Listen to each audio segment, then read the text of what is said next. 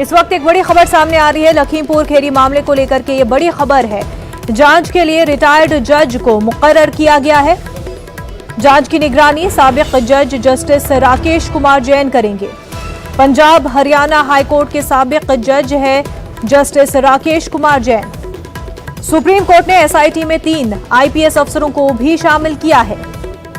UP हुकूमत ने SIT तश्कील दी है। तो आपको बता दें, पूरा मामला लखीमपुर खीरी से जुड़ा हुआ है, जहां पर 8 अफराद हलाक हुए, जिनमें 4 किसान, एक जर्नलिस्ट, एक ड्राइवर और 2 बीजेपी कारकुन है। इसी हवाले से रिटायर्ड जज को मुकर्रर किया गया है जांच की निगरानी के लिए। पंजाब हरियाणा हाईकोर्ट के साबिक जज जस्टिस राकेश कुमार जैन को मुकर्रर किया गया है। यूपी हुकूमत ने एसआईटी तश्कील दी है।